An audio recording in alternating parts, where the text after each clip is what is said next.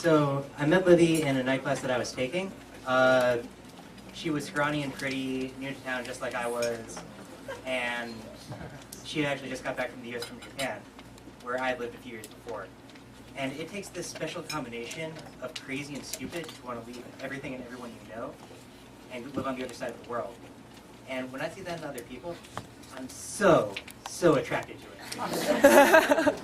So we spent the first couple classes talking to each other about life in Japan and culture shock and how it can be very provincial. And at the end of about the third class, I asked her, hey, before next class, you want to go and grab dinner? And she says, yes. And inside I'm doing like happy dances, somersaults, skipping, but on the outside I play it cool. And I say, all right, I'll figure out a place to let you know. So I don't know the neighborhood the class is in so well, so I asked a friend for a recommendation. And she says, oh, go to this Italian restaurant. It's really, really great. So I set it up. Now, something you need to know about me is I'm really, really bad at dating. So for me, dating is like this awful minefield of faux pas and skewed expectations and missed signals. And yeah, a couple people know what I'm talking about. And catastrophic failure is always imminent. All the time. Just take the greeting. So, like, how do you say hello to someone if you don't know very well but want to know better? Like, do you shake their hand? Do you nod? Or, like, you peck? Do you peck on, like, where do you peck? Like, on one cheek? On two cheeks? On the lips? And if you're both not on the same page, you're already failing. So, I devised this plan where I'm going to get to the restaurant early. And I'll give her like the perfect hug, not like too tight, but not too loose, like the ass out either. just right. And we'll start off on the right foot and be on the express train to the relationship bill. It'll be perfect. So I get there and I'm waiting and I'm waiting and I'm wondering, where is Livy?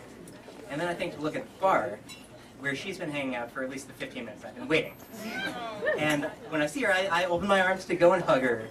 And she stays seated and doesn't reciprocate. So I try to save it and like turn from the hug to like go, hey! But we both know what happened.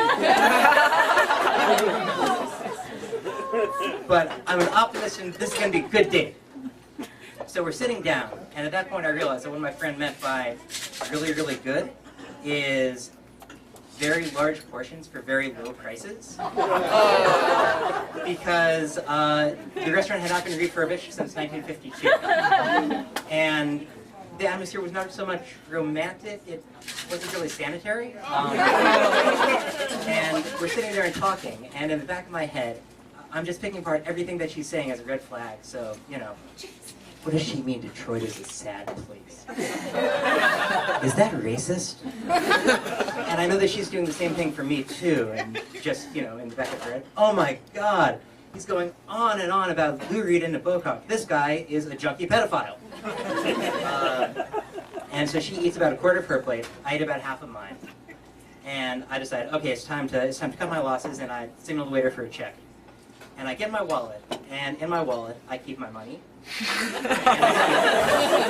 Many people do. And I keep it prophylactic, because sometimes sex happens. Yeah, she knows what I'm talking about.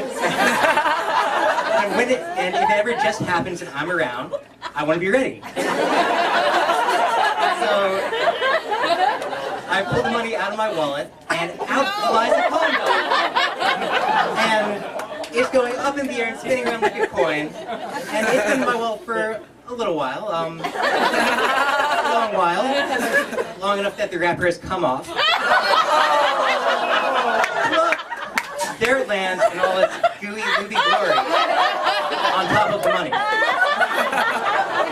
And Libby and I just look at each other in horror as time stops completely. Because she thinks that she's been propositioned in the most clumsy, ham-headed way imaginable. And I can't say anything. All I can do is grab the condom and put it back in my wallet. It's time to go to class. Which just goes to show you that sometimes life imitates art, and sometimes life imitates Billy Joel songs. So if you guys can help me out here, I'd appreciate it, otherwise this is going to be awful. Bottle of red.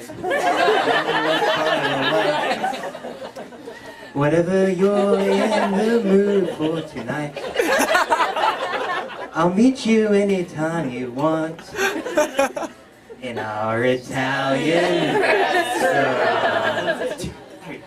David with Libby wanted to get busy when he asked the waiter for the good. Bill but a condom spill. The day was a total wreck.